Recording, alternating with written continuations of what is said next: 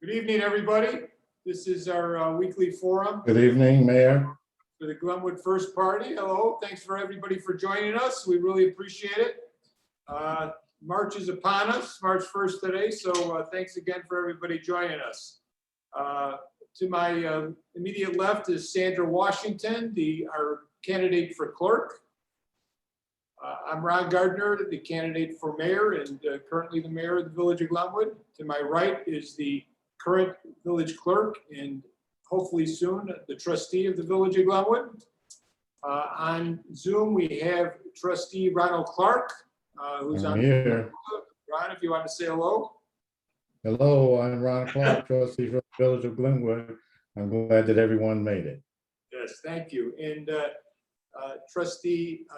treasurer, Talita Hart should be here in a few minutes and she'll join us. She's a candidate for trustee in the village of Glenwood. Tonight, we wanted to focus on business development in the village of Glenwood. So we have on our panel this evening, we have a TIF expert, Kathy Orr, who has her own law firm, and she will speak about TIFs and incentives and how those are used in the south suburbs. We also have Nancy Wilson, who's the CEO of Morrison Handling Solutions. She's has a long-time business here in the village of Glenwood and is in the process of expanding her business. And we also have another business in town, Antoine Forbes. He currently owns Confetti Shack and he is a resident of the village of Glenwood. He has a business here and he is on the cusp of acquiring a new business in the village of Glenwood. So we'll let him bring that up. Real briefly, before we bring our guests on, I will just have the candidates say just a couple quick words and then we'll get right into it. Sandra, do you want to say a few things? Thank you, Mayor. My name is Sandra Washington and I'm running for village clerk of Glenwood. I'm very excited about this journey, this campaign. I think that the residents of Glenwood deserve to be put first, and we are Glenwood first. I hope that this hour that you spend with us will definitely be informative for you because, again, a strong community is an informed community. So thank you for joining us tonight as we present our guests. Thank you, Sandra. Dion. Good evening, everyone. As the mayor alluded to, my name is Dion Lynch. I'm the current village clerk for Glenwood. I was elected back in 2017 and I'm currently running for trustee with this fine group of leaders and experienced professionals. As we previously stated before, a little bit about my background. I have several years of experience in multi-union leadership in both retail, for-profit and not-for-profit organizations. I currently am a probation officer in the domestic violence unit with the Cook County Circuit Court. I hold a bachelor's degree in criminal justice. Obviously, one of my passions about running for office is to engage the millennials in the community while also maintaining strong relationships with all of our residents. I think it's important to make sure we're including those individuals in our decision making as we decide to move forward. We got a lot of great things in terms of economic development, public safety, infrastructure, but more than anything, unity in our community. So I think tonight we'll focus on economic development and TIF information to help our guests better understand the direction that the Glenwood First is choosing to move forward to help our village be successful. Thank you, Dion. Trustee Clark. Yes, my name is Ronald Clark. I've lived in the community for 30 years. I was a lieutenant commander at the Cook County Sheriff's Department for 30 years, and I retired from the U.S. Army, 30 years service in military police, and I've been very active in the community. For the past 12 years, I've been a trustee of the village of Glenwood. I've in several organizations, the Glenwood Lions president and past president and life member of the AMVETS. I'm a past vice president of the Brookwood Homeowners Association. I'm very active in the community. I'm invested in seeing that the community goes forward, and we have a very professional team right now that can come to the village and bring our hopes forward in this village. Thank you very much for being here, the presenters. Thank you, Ron. We appreciate you having those comments. I'm Ron Gardner, the current mayor of the village of Glenwood. I grew up in the village of Glenwood in the Manor, which is over on the west side of town.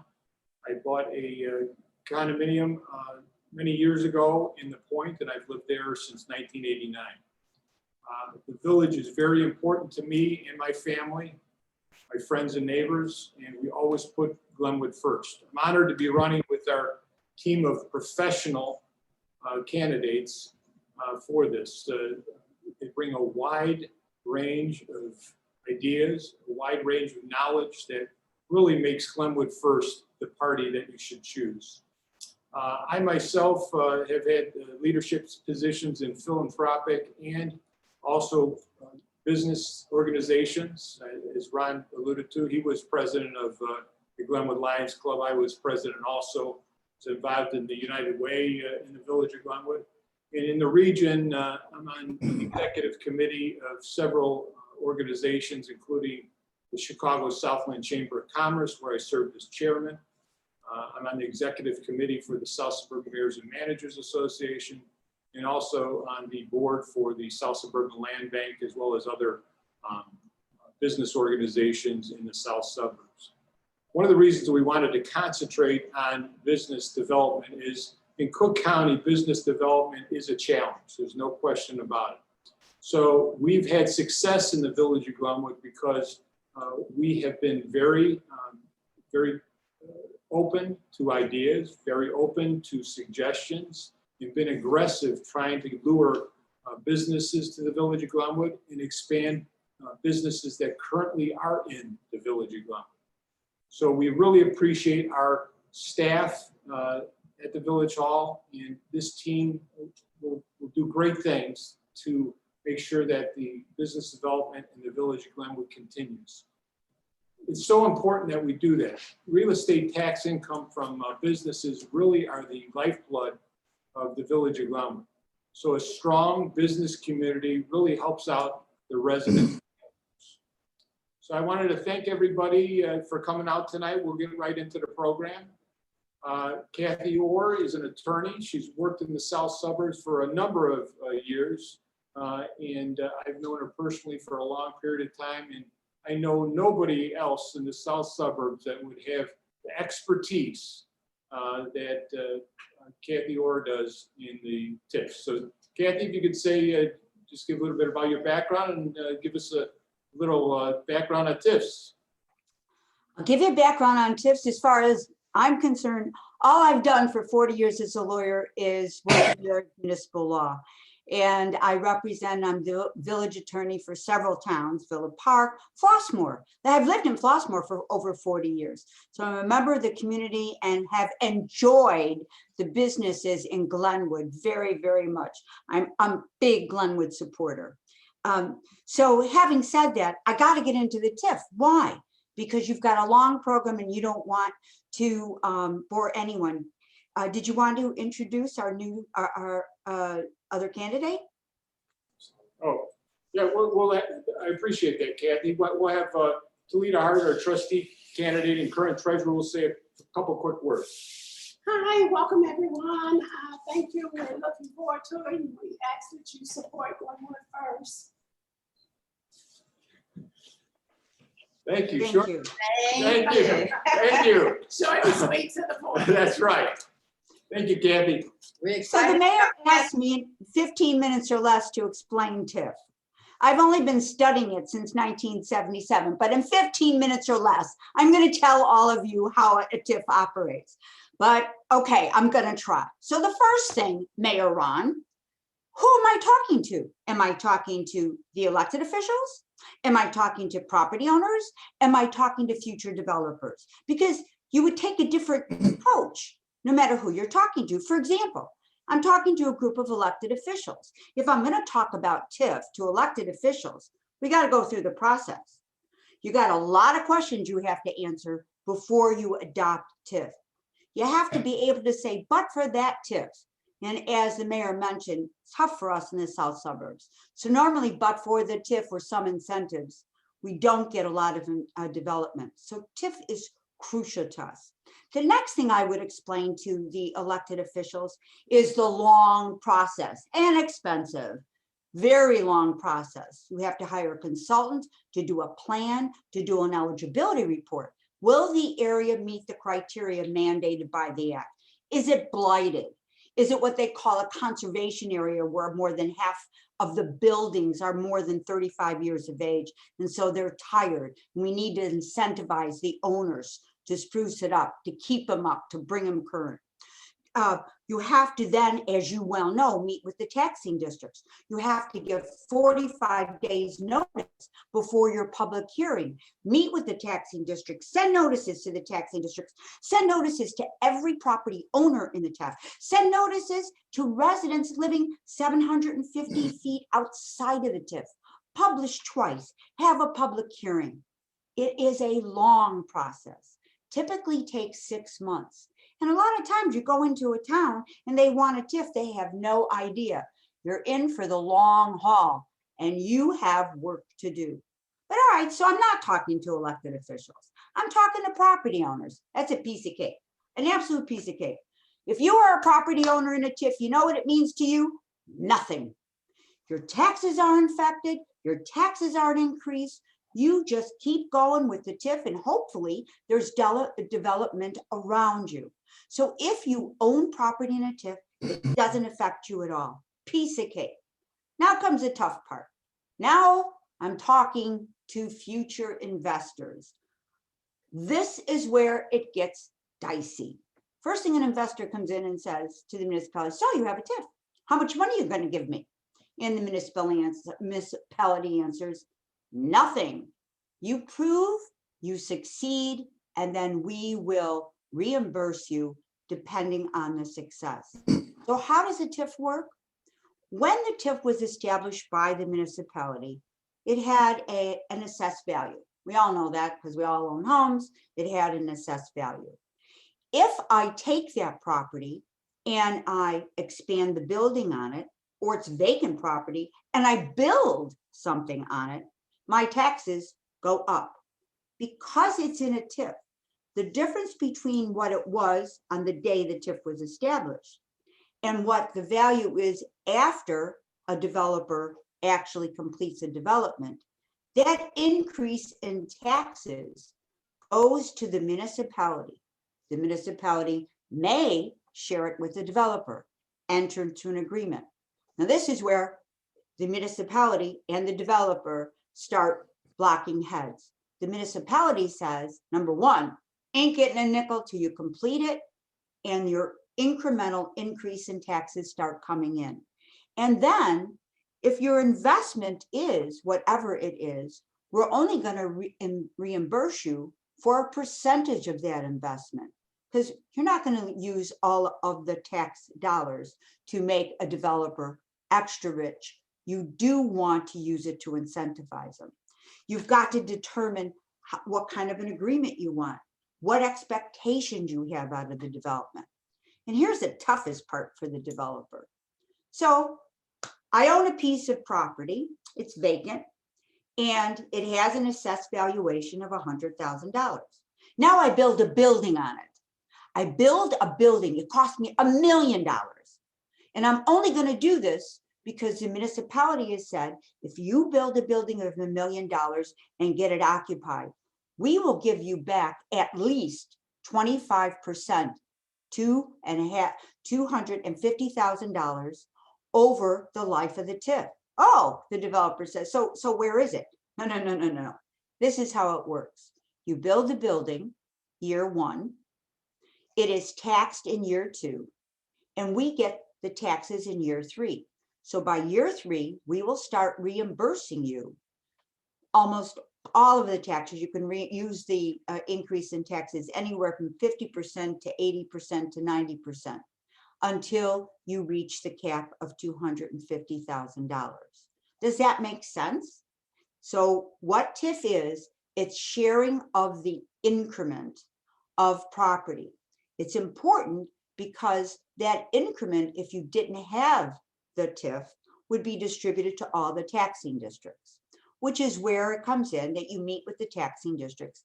And the taxing districts have to work together to agree in the development and to share this money with the developer. But it doesn't stop there. It's still not that easy.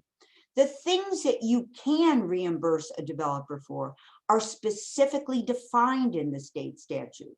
And so when I tell you I've been studying this law, I'm not lying. I've been studying this law, and every year, and you are all elected officials or going to be elected officials, you know how every year the legislature tweaks every law that affects us, whether it's Open Meetings Act, Freedom of Information Act, or whatever.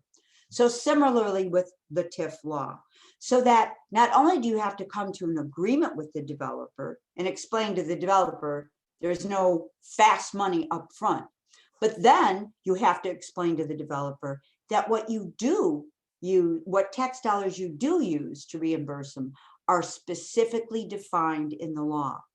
You can't use it for new construction. You can use it for the purchase of the land. You could use it for other things such as architecture and engineering. So was that even 10 minutes on TIF? Because it is so complicated, unless you explain it quickly, we'll be here for 2 or 3 days. Well, I think that was right under 7 minutes, Kathy, but I think that was fantastic. I'm getting better. I'm getting better. I think that was a fantastic explanation for business owners, for residents, and then also for elected officials.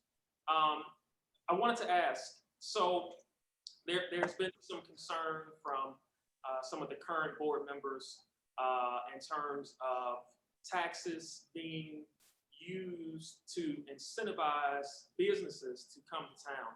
In your professional opinion, Kathy, without having the availability or assistance of TIFs, do you see economic development happening in the south suburbs, let alone Glenwood?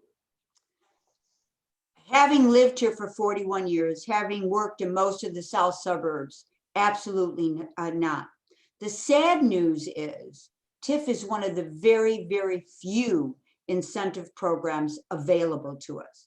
We have enterprise zones, yes, and that allows a developer some tax breaks, but it doesn't literally put money into the pocket of a developer as reimbursement for the cost. Second problem that we have is the development of business districts. You can develop a business district, and if you develop a business district under the law, the business district law, you can impose an additional 1% sales tax. Doesn't work for us in Cook County. We're already at the highest level of sales tax. We send people to Indiana, right? Because of our sales tax problems. So having said all that, it is TIF. TIF is the way to go. It is one of the reasons, and the mayor suggested it, that I've been forced to become an expert at it because of working in the south suburbs and how essential it is to economic development. I can't stress that enough.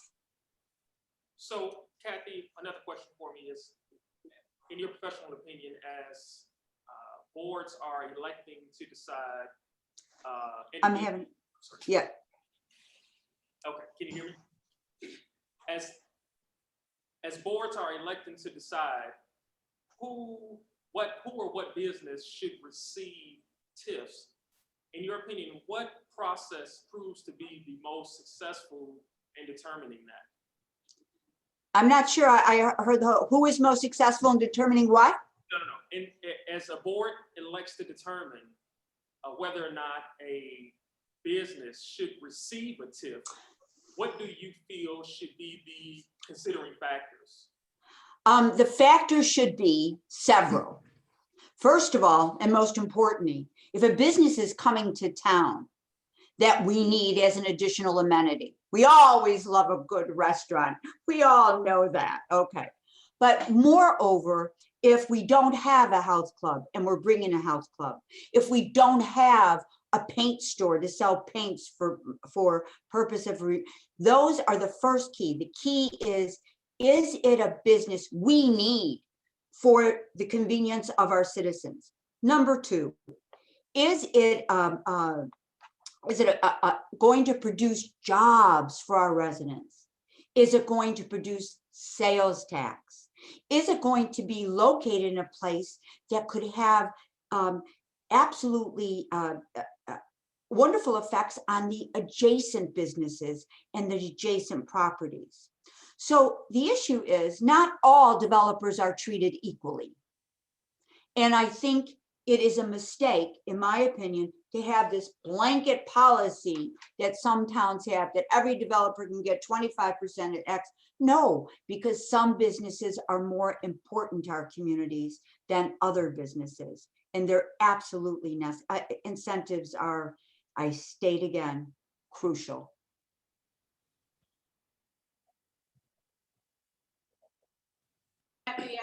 I appreciate getting that synopsis of TIF. As a potential elected village clerk, my vision really is to bring and to be able to attract more, whether it's small or mid-sized businesses. In your professional opinion, do you see more small businesses applying for TIF grants or those payments, or is it kind of across the board? No, I see, even if it's a big development, it's a smaller development, like from our community area or region, because and the big guys don't want to negotiate with us. In other words, if I am going to incentivize some kind of a restaurant, I would want it to be a restaurant perhaps which sit down tables, a restaurant with maybe drive up, various things, because I don't have that in town. I would want a certain facade, a certain class, so that I'm willing to incentivize more, so that it's a quid pro quo. We incentivize you and you bring us a product we can be proud of. So generally it's more small businesses, and large businesses, they don't want to deal with us, and that's okay, because we would prefer to have our small businesses and our neighbors investing in our communities. They stay longer. Great, thank you. Thank you. Good afternoon, and thank you. And thank you very much, Kathy, for that. I'm Talita Hart, and I am running for a trustee. And one of my vision, and piggybacking on what Sandra indicated, was around working with businesses to create opportunities around TIFs that, in your opinion, related to business. Is there an advantage or disadvantage to having surplus related to TIFs? Surplus, when you do have TIF revenue that is not committed to a particular business, my first recommendation is you seriously look at the TIF area and make an investment, to the extent it is a good investment, in your infrastructure. Because that's good for every resident, let alone every business. Subsequently, if you have surplus, the law says you cannot accumulate uncommitted funds in a TIF for 3 years or more. You must distribute it back to the taxing districts. So you can understand my first recommendation. You have the benefit of a TIF. Let's use it to really, really do the things in the community that are very, very hard for us to tax for, our residents who are loyal and already well taxed, as we all know. Trustee Clark, did you have a quick question? Yes, I guess one of the problems that I see that Glenwood has is we're surrounded by forest preserve on 3 sides. So it's not a lot of property that we have for a business to come to, but we do have some in the on Halsted. Yes, And within our community. So I imagine we have to be a little specific of the types of business that would come here that would serve our community, such as a grocery store right. or a sit down restaurant. You know, something that's unique more so to us than our surrounding areas that have a whole lot of fast food places. I have been here so many years that I remember the grocery store to the south of the Speedway on Halsted in Regal. And There are it fellows. was my go-to place when I was very young, when I first moved here. Could we use a grocery store? Yes, but we do have the Aldi. Yes. And, Yes, we do. and I must say, and I must give you credit, Halsted stood dormant for a long time, but you are really making excellent progress. I asked the mayor what was the new construction on Halsted, right near the bank. And when he told me, I was all excited and ran around my office in Homewood saying, "We're getting another restaurant, yes." Thank you very much, Kathy. We really appreciate Thank you joining us this evening. We have used TIFs to have businesses expand and come to the village of Glenwood. So they've been a very huge tool for our tool bag to allow businesses to grow in the village of Glenwood. So we really appreciate you coming on tonight and enlightening us about TIFs. So thank you very much. You're welcome. I'm signing off because I have to go to a board meeting. Okay. Sounds good. Thank you very Thanks a much. lot. Thank you very much. Thanks, Kathy. Our next guest is Nancy Wilson. She's the CEO of Morrison Handling Solutions, a very wonderful business in our industrial park in the village of Glenwood. That's over on Glenwood, Chicago Heights Road by Glenwood Academy. And she just does terrific things. I've been to many places. She won the Big Shoes Award. She's won all these awards. I open Cranes. She's in Cranes. I mean, we have a rock star in our midst in the village of Glenwood, and we're so happy that you're joining us. And Nancy, if you could just tell us a little bit about your wonderful business. Every time I go over there, I'm amazed at what you guys do. So thank you for joining us.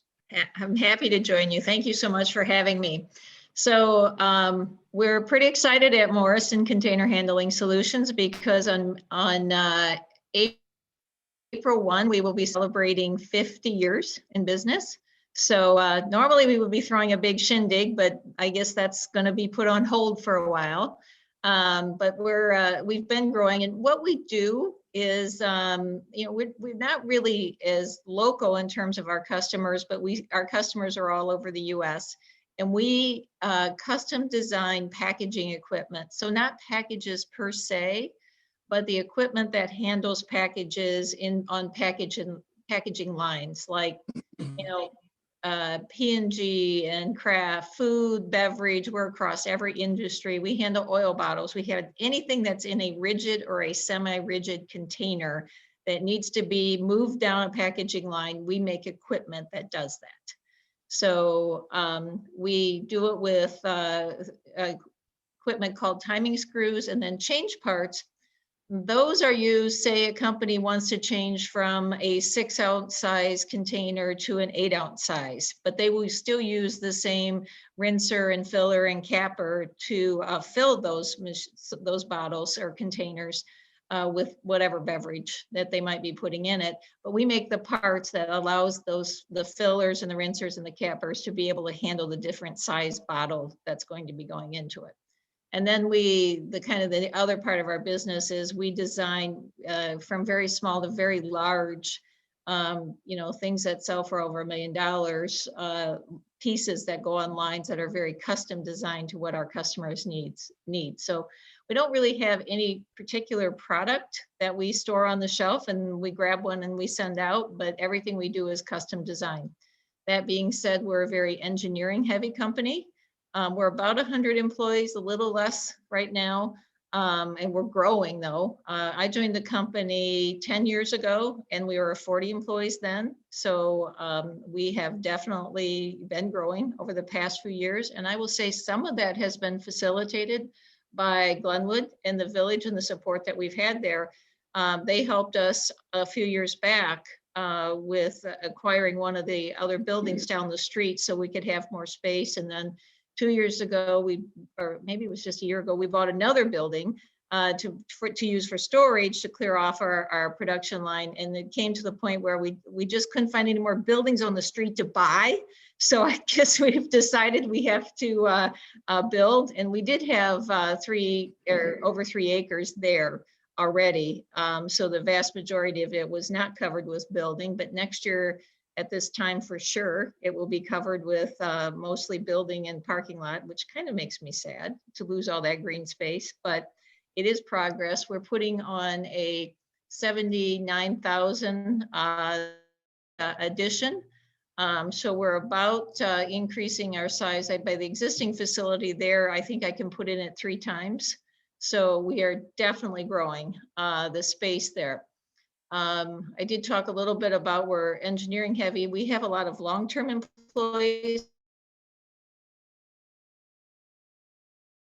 We don't have production line employees. We invest heavily in education, I would say. And we had, as a matter of fact, a new class of apprentices that were trying something new. And we started that with OAI, which is a group for workforce development in the Chicago Southland area. So, but with that, I guess when we were thinking about and what I wanted to talk about here today is when businesses are looking for expansion and making decisions of where they're going to go. I mean, we were courted truthfully by another county as well as by Indiana, because half of our employees already live in Indiana. We're so close to the border.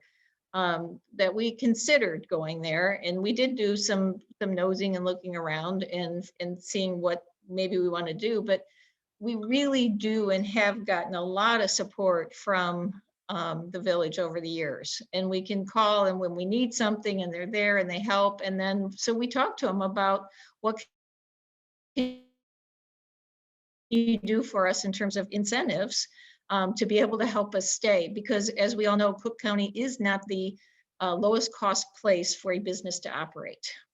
So it really is, I guess, important that we have people in administration that understands that. They understand how business works. They understand how business decisions are made.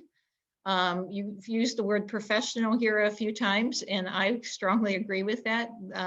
It's not personal, it is professional, that when we're making decisions and we're deciding what to do, we're really trying to do what we can to do the best for our long-term business, for our employees, for our customers, for the community we live in. We at Morrison have been, like I say, we're pretty strong in community support. We try to do a lot with community support, and specifically, we work a lot in the education field and workforce development and trying to get more people that have their worlds open up because of additional education. So I don't know what kind of questions you may have for me, but it's just kind of an overview of who we are and kind of what our thoughts are and how we approach the world. Great, thanks. Thanks, Nancy. Deanne, did you have a question? I need to go first. Okay. Thanks, Nancy.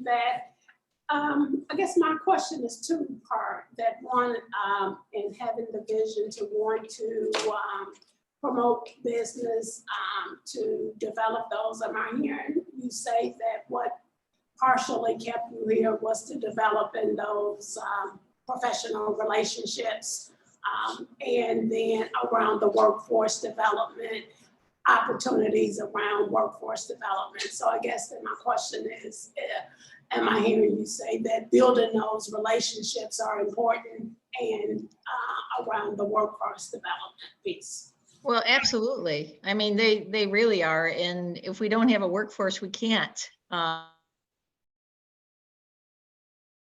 And like I say, we need a skilled workforce. I don't need a production line worker, and I don't want to sound Like, I'm not grateful for production line workers for those people who need them, but I need people that have a higher level of skill set, that have more background, that have more training, that understand, have more, and either on the shop floor, we have CNC operators, we have, but they're not, I should say that, we don't have CNC operators, we have CNC machinists, which means they need to be able to program an individual part differently every time, versus an operator would be someone that the program's already in there and they're there to change out parts. Because of our business, and we make all the parts there, but they're made custom made for each individual piece of equipment, we have what we would call CNC machinists. So that's why, again, the workforce development comes with it. And the relationships, I mean, the whole world is about relationships. And we owe a lot of our success, I would say, over the years. We're very, very big on what we call support build in. And that would be how we stand by our products and what we will do for our customers. Like I say, most of our customers are in the US, but we do ship internationally. We also have some pretty large pieces of equipment that have been shipped to Europe recently. And some of the COVID test kit, I didn't mention that earlier. We did a lot of work this summer we designed a methodology in a way to handle the test kit tubes, the tubes that the nasal swab goes in and then it goes down in the tube. And we did a lot of work for Thermo Fisher there, and we designed that and we turned those out very, very quickly for them and really impacted the number of test kits that are available in the marketplace. But that's all through relationships with our customers, relationships with, and truthfully the village was incredibly helpful because we had the ability to design and manufacture. We didn't have the ability to assemble all of those test kits. We needed space. And so I reached out and I talked to Kevin Welsh and said, I need space. And he made a connection. I know Mayor Gardner helped with this as well in pushing the facility that was around the corner that they knew was a large facility. United Reynolds has it now, and they actually sublet space to us so that we could build these test kits because they weren't using it. I would have had no idea that there was around the corner a big area that was open space that we could use, and it significantly impacted the number of test kits that are available in the market. I mean, right away it was over 2 million a day that we were getting out there. And I know I haven't even done the math since then, but we ended up shipping over 30 of those. We actually, the last one only shipped a couple weeks ago. So as they continued to order those, and we couldn't have done it if we wouldn't have had the space to put them together. We'd still be trying to figure out how to shoehorn them into our area, and you just couldn't line up like 10 of them in a row and put them together. So it's those kinds of things when you need the relationship that you have to have, and that the village understands business, and they went about trying to help us. When I called and said, I have a problem, I want to be able to do this. And you got to remember, this is in the midst of COVID mania. This was back in April and May that we're talking.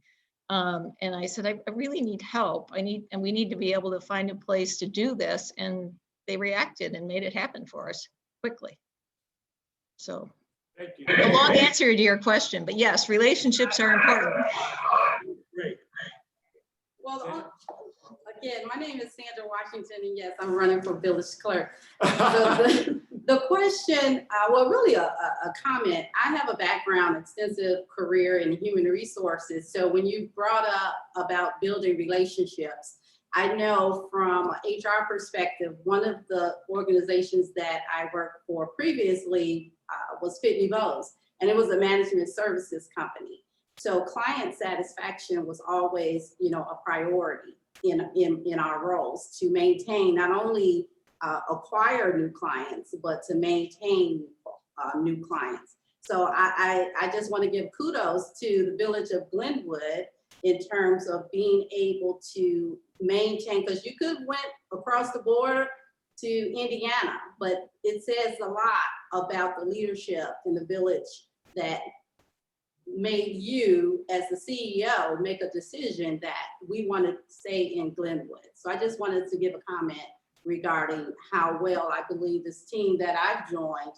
I currently serve as a school board member, but one of the reasons I joined this team was, as you can tell, we have a diverse group of professionals that have demonstrated leadership. So I do appreciate you making it known to the village of Glenwood that you stayed with us because of this leadership, that our current board has gone beyond, I would say, trying to keep business in Glenwood.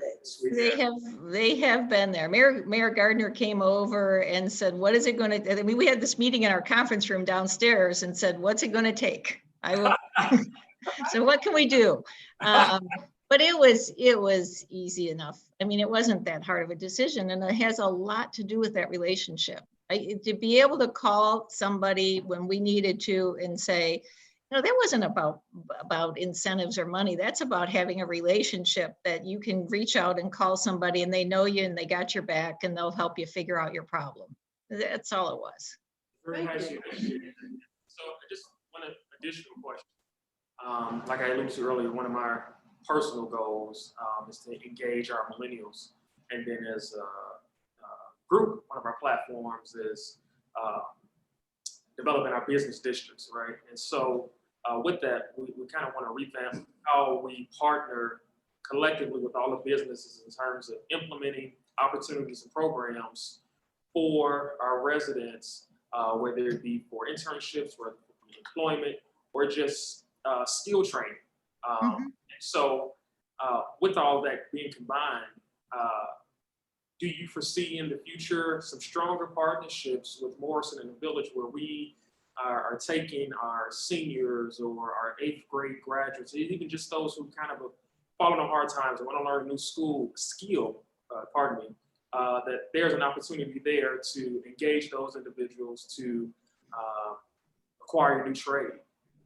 Yeah, I think we definitely are open to any sort of school. I mean, we're when we can again, we will host all kinds of plant tours. We've had students over. I'm involved, like I say, workforce is my passion. And so I'm on the Southland Development Group, and I work with workforce there for the packaging associate for that group. And as well as we do a lot of work with Purdue Northwest, which was one of those Indiana polls, quite frankly. But we do a lot of work with them. I'm actually on the Chancellor's Advisory Board there, as well as in the School of Technology. So we're always trying to figure out how we can recruit more people into STEM. Basically, we're very much into the STEM areas, or STEAM, if you want to throw the arts into it. And I even work over with the Homewood Science Center, which I think is a hidden gem in our community. I really do. But trying to figure out how we can get more students interested in either going into manufacturing, going into the engineering per se, or even marketing for that matter. We have it all there. We have communications, we have everything. So I'm always open to seeing how we can help and recruit students. I also kind of help run the CMEST, the Calumet Manufacturing Association. I've gotten myself volunteered into kind of leading that group as well. And we have a workforce group there, and we've worked there with that group when they sponsor manufacturing days and bring the high schools over or the students over. I sponsor a couple robotics teams as another way to get students interested in. And now I've got kind of my eye on this group called Girls That Code, which is because the data shows that you need to get girls very, very young. It passed this hurdle of it's not cool to do in those coding computer smart things. And so they're kind of breaking that barrier. And that's another one that it's just kind of, those are kind of my tangent passions of what I like to work on. That's great. Trustee Clark, did you have a question? I really don't have a question because A lot of them have already been answered, but I just wanted to thank this company for putting Glenwood first. And Well, staying, you know, I'm going and here's the, yeah. I mean, when I have a problem about where to park my truckloads of steel buildings, that Glenwood helps me. And then I'm gonna have security. I'm gonna say, please patrol for me. So, you know, it's a good relationship. I think it's a And fantastic. thank you very much. Nancy, we really appreciate you investing in the village of Glenwood, and we really appreciate the relationship we have with you and Morrison, and Yeah. it's just a joy to have somebody like you and your business in town. I'm telling you, the people out there, you got to go to their YouTube site or at their website and go to the YouTube videos. You'll be amazed at what they manufacture. I have the engineering involved in the number of different contraptions, and I know I'm not using the right word, but to get some of this stuff done is just absolutely amazing. That's okay. And but Nancy, we really appreciate you. If you go to the video page, you'll be surprised. Sorry for interrupting you. It's fun to watch. It's really fun to watch, and we appreciate not only your commitment to Glenwood, but the commitment to the youth and the commitment to just the whole area. You're a powerhouse in this area, and we really appreciate you and everything you do. So thank you very much for taking time out to join us tonight. I'm happy to be here. Thank you, Nancy. Thank you, Nancy. Our next guest is Antoine Forbes. He owns a business right here in town. He owns Confetti Shack on Main Street. He also is a resident of the village of Glenwood. And we appreciate him very much. And he's about to going to a new endeavor, which I'll let him talk about. It's already been approved, and he's looking to not only stay in the village of Glenwood with his business, but expand his business in the village. So if you could, Antoine, if you could just say a few words, we'd appreciate it.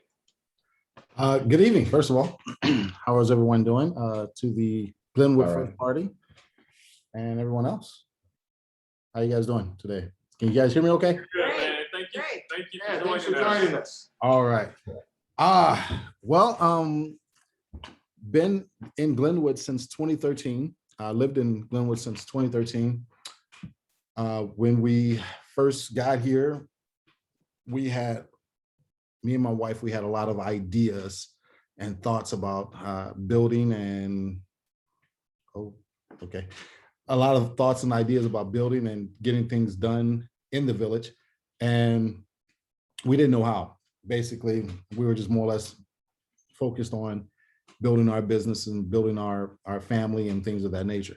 But as things gone along, we built our candy store here, and with the village's help, it has blossomed into not just one, but 3 candy stores now. And we're in the process of moving forward to purchase the plaza on Halsted and bring a little bit more help within the village. Because I live here, I want the best for it. And that being said, I mean, I want the kids to grow strong, and I want the village to grow strong. I see some of the similar villages, similar cities, as we drive through some places, and you don't want them to turn into those places. And as I talk to some of the police officers here, I talk to the village administrators, and you guys are some of the unappreciated warriors. Yourself, trustees, Brian Mitchell, my buddy, Chief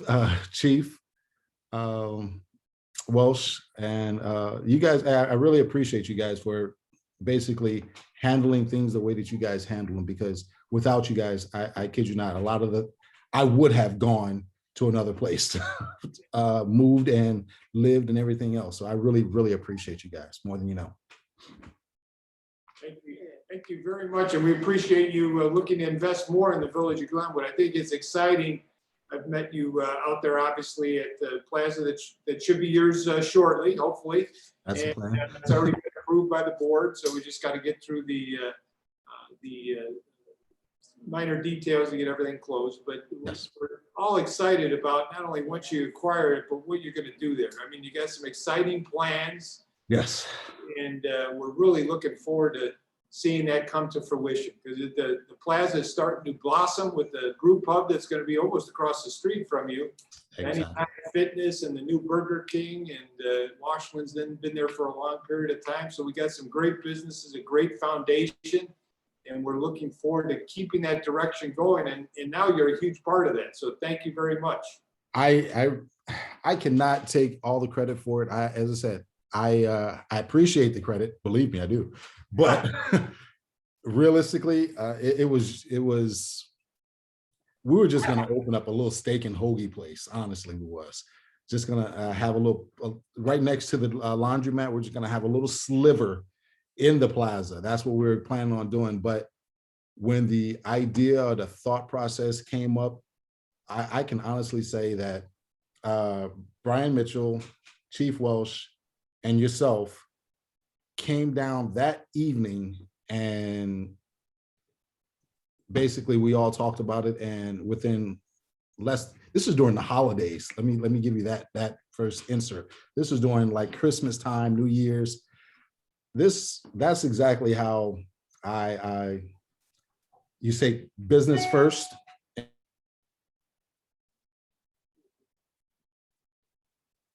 Allowing me to do things during the holidays and get a deal done. So I greatly appreciate you guys. First of all, thanks. So it wasn't just me. A mutually beneficial relationship, and we try and be responsive, and it's great to partner with somebody like you. You care about Glenwood, you care about the community, and those are the type of people we want to invest in Glenwood. So thank you. Thank you. Questions? Did anybody want to ask a couple questions?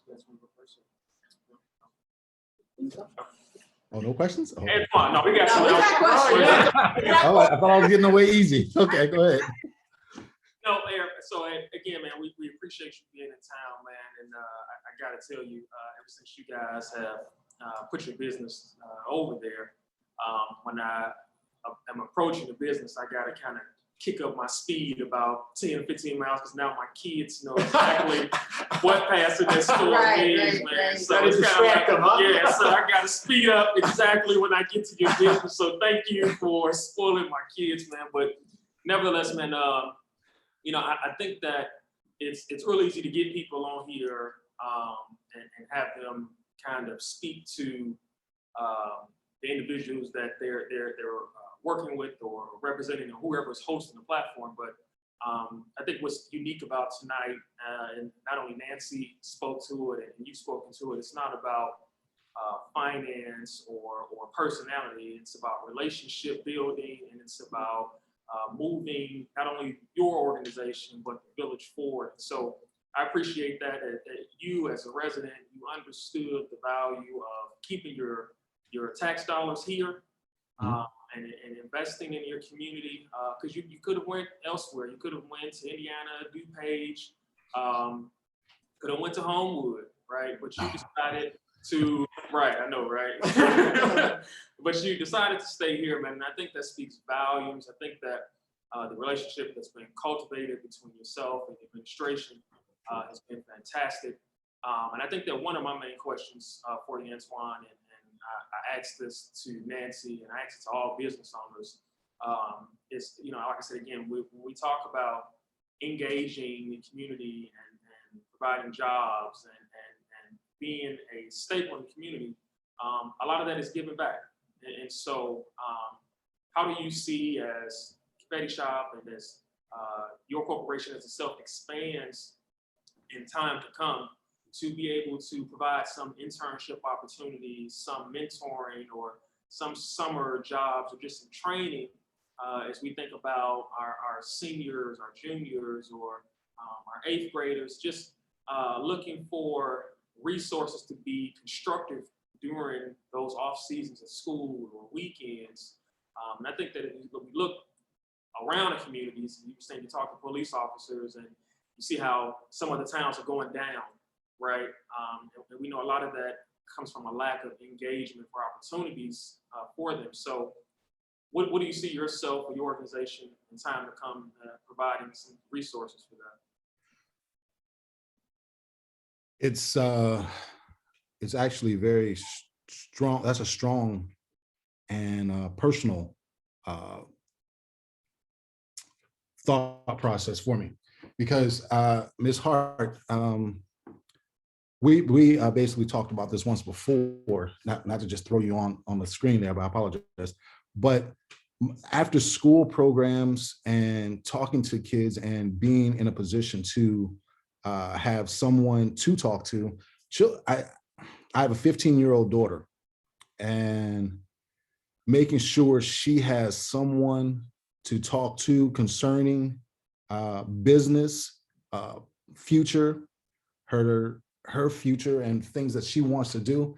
I think that is where we have been lacking somewhat, because some kids need someone to talk to. Hell, adults need someone to talk to sometimes, but more or less the kids, and they need to know where they're going, because some of them want to go to school and college and things of that nature, but sometimes that's not for everyone. And understanding exactly what you were just saying, what are my platforms for? What are some of the things that I'm looking at doing after that? Well, a part of the plaza is going to be just for that. An after school program, some after school programs, so we can talk to some kids, we can mentor to some kids, we can mentor some, but not just let them go on the streets, play basketball, football, or what have you. Not saying those sports are bad or anything of that nature, but we want to have some type of a background or something that you can hold on to. I had my uncles and other father figures in my life that helped me to do certain things with construction. My grandkids call me Mr. Fix It now. So I totally understand what it means to know how to use your hands and things of that nature. So having some construction background, being able to do things, being able to do something with your hands and with your mind, I think it's almost, it's the most important thing. So like Ms. Wilson was basically stating, having some of the kids over there to learn more about hands-on engineering and things of that nature, these kids are smarter than we ever been. And they have a whole lot more things to grasp onto with computers and things, and the knowledge that they can get. So we have to talk to them more. We just got to speak with them more and let them know that we're listening. Great. Well, I got to tell you, I have to applaud you because what I hear you saying is that, you know, what inspires you, you mentioned you had a 15-year-old daughter, but one of the things that I think when my late husband and I moved to the community at Glenwood, it was because we felt that this was a community that was very family oriented, and so to see that you are creating a legacy for, you know, your children and your grandchildren, that's the community that people are attracted to. And that's the type of business that we want to attract to Glenwood. So the only question I have for you is if you wouldn't mind sharing with us in terms of other entrepreneurs like yourself. Okay. Because I know my daughter, she's a millennial. They have a candy shop as well on the other side of town. And I know that it's not always, you know, like the corporate 9 to 5. If you could share, you know, in terms of what you would inspire other entrepreneurs like yourself to creating that vision and seeing it implemented. Wow. Okay. First of all, let's look at some of the things that I do personally. I buy homes. I buy homes that are in derelict areas or areas where they're downtrodden. Instead of buying just one house, why not buy the block and turn the block around? What is it going to take to do something like that? You'd be surprised at the value that you'll get from buying just one house instead of buying 5 houses, 5 or 6 houses. You'll turn the whole block around. And how did you do that? You not just spend $10,000, $15,000, you just basically made yourself over 150, maybe more than that. That's with house flipping, not just flipping the house, but more or less buying in real estate, investing in your community, investing in the neighbors, in the areas. So remodeling houses, that's one of them.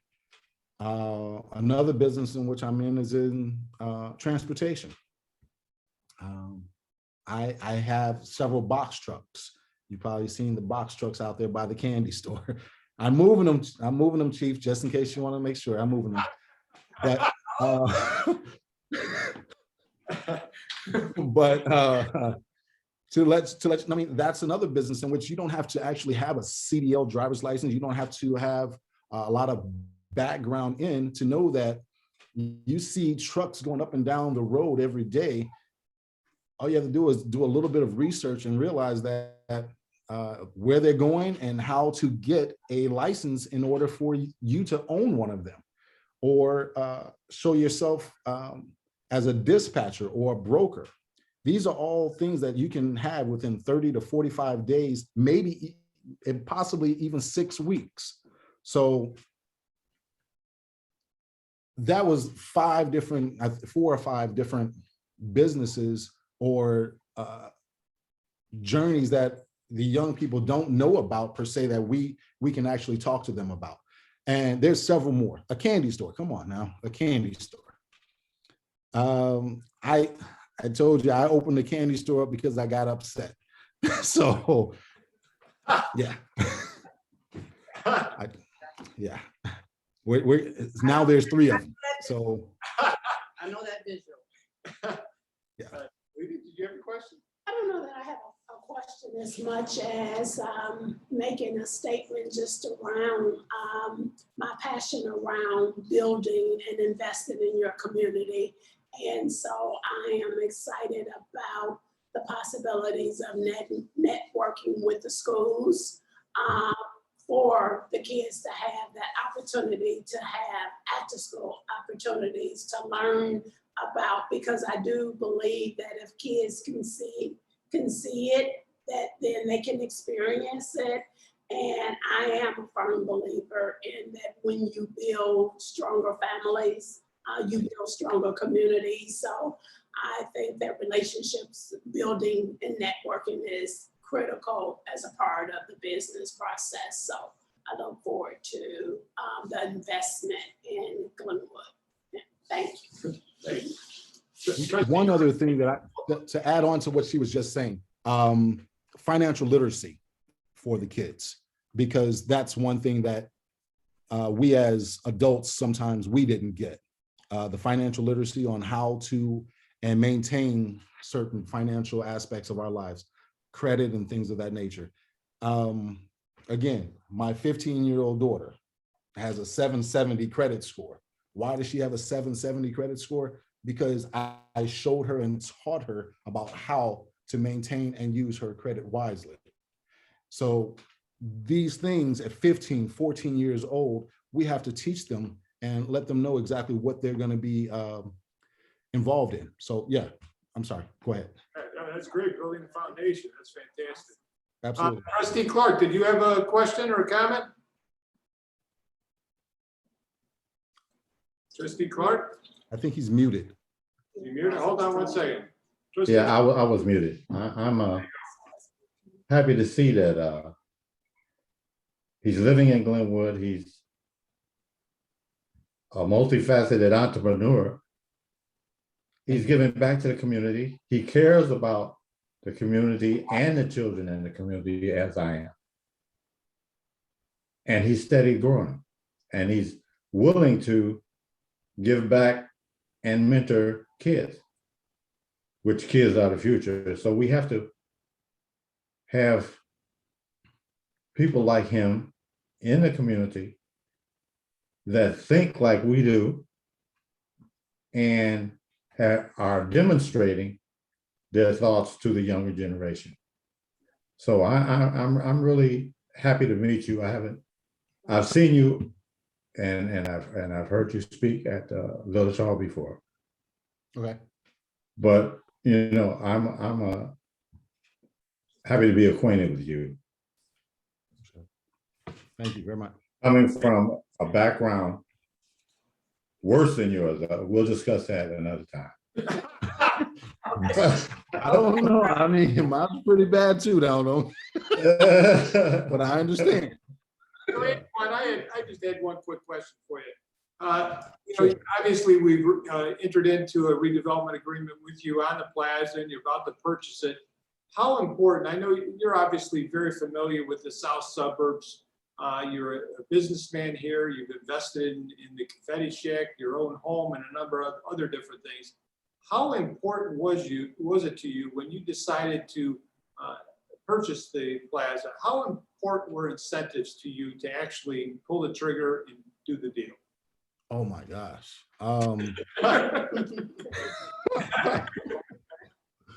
Believe me when I say that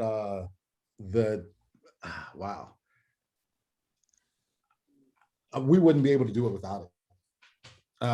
Without the help of you guys and the incentives that come with the TIF and the tax breaks and things of that nature, we would not be able to have made the jump for this. Honestly, we would not have been able to, because we have to understand that county taxes, Cook County's taxes are people run from Cook County taxes. So I'm just gonna say it that way. But with the incentives that you guys are offering and the way that as I said, the village helped me out with getting things done, we're looking at doing even more. That's to be found out a little bit more tomorrow, I think, once we have that information. I don't know if you want me to mention that part of it yet or not, but that we have some more things going on. I'm excited. I'm excited. We are excited. We are too. We're excited to have you, and you have the confidence of the village of Glenwood, being a resident here. Yeah. And everything you do, I don't think you ever sleep because you're always working.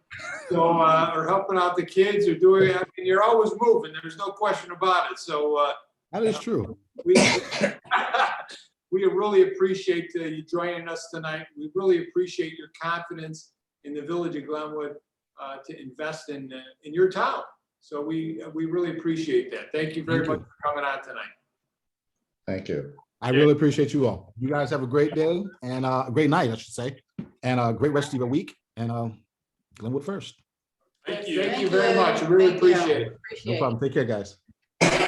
Well, we're all set for this evening, but we want to have everybody say a few words before we leave. So I'll move all the way to my left. We'll have Talita Hart, trustee candidate, say a few words. Again, thank you for your time and your attention this evening.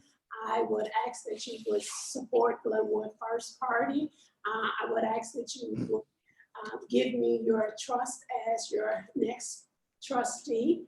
I bring knowledge, I bring experience, I bring leadership skills, I bring integrity, and most importantly, I bring the passion to do what is in the best for the greater good and to ensure that Glenwood stays a wonderful place to live. Thank you for your time.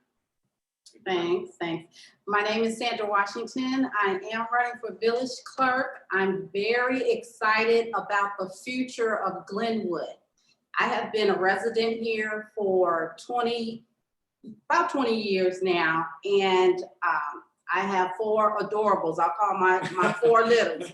Everyone knows who Grammy is. It's on my car.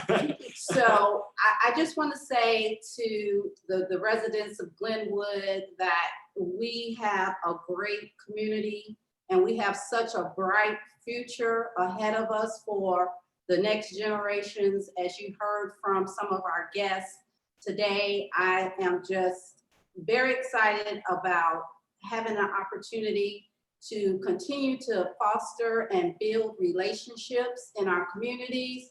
I appreciate having the opportunity to walk our neighborhoods and talk to some of our neighbors about some of their concerns about what makes Glenwood great. And I just want to continue to be a part of that, be a part of that solution. I'm excited, as you can probably tell. We're getting close to April 6th. Early voting begins March 22nd. So you can cast that vote for Glenwood first. We would definitely love to earn your trust, earn that vote to move Glenwood forward. That's all I have. I just wanted to thank our guests this evening for providing some insightful and educational information. I think that oftentimes campaigns are kind of filled and riddled with hearsay, speculation, and just mudslinging. But the Glenwood First's position has and will continue to be just to address the facts, right? So I think we've had some very great guests in the weeks past, and especially tonight. I'm really proud to have had Glenwood's own business owners. Not only that, then have our TIF expert to come and break down the importance of incentives and the effects, as well as the benefits of what TIFs can contribute to a town and a state, essentially. And so, when we talk about where the village is going, what is the village has done, these are some great informational sessions that can educate you, inform you, and even inspire you to want to move forward and learn even more. So I hope that in our next forum, when we discuss public safety, that we get some participation, some questions from all of our residents, that we're able to engage with some concerns, some expectations, and some hopes, so that we put some desires or concerns to rest. But I think ultimately these forums are created to be productive, educational, and informative of what not only our platform and what our plan is, but then also how our special guests can help incorporate their experience and expertise into the village as well. So again, my name is Dion Lynch. I'm the current village clerk, and I'm running for trustee with these esteemed professionals. And so we look for your support and your participation next Monday for our topic of public safety. Thank you, Deanne. Trustee Clark, did you want to say a few parting words? Yes, I'm going to say a few parting words. My name is Ronald Clark. I'm running to retain the spot of trustee of the Village of Glenwood. I've been a trustee for 12 years, and I look forward to working with these candidates that we have here, very professional people. And all of the things that they said, and it's kind of hard to go behind Deanna Lynch because he says everything. So everything that each one of the candidates said tonight, ditto. Ditto. I like that. My name is Ron. I want everybody to come and vote April the 6th, Glenwood first. And thank you, and thank our guests too.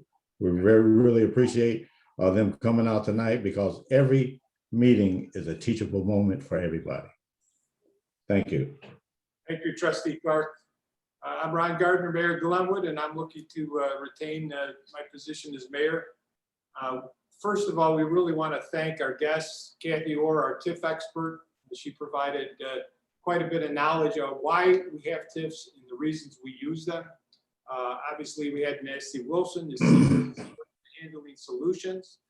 We really appreciate her time. And again, I'm not kidding you. Go to their website and look at their videos. I have to admit, it's amazing. And Antoine Thorbs, we really appreciate you investing in the Village of Glenwood, the place where you live. I think our team, Glenwood First team, is a group of professionals. As you can see, we're showing you what has been done, the direction we're going. we're actually solution oriented. We're not looking back. We're looking forward. We're looking to develop this town. And the reason we're doing these videos is to be informative. We want everyone to see what is going on in the village of Glenwood, what our thought process is, and how we're going to succeed and fulfill all the promises that we talked about. So, because we've done it before, we're just gonna keep on moving on. So we're gonna continue to do these with different topics, informative topics. So hopefully you'll tune in again next week. Glenwood first. Please vote for us. Early voting on April 6th. Thank you, everybody. Good night. Glenwood first. Glenwood Glenwood first. first. Glenwood first.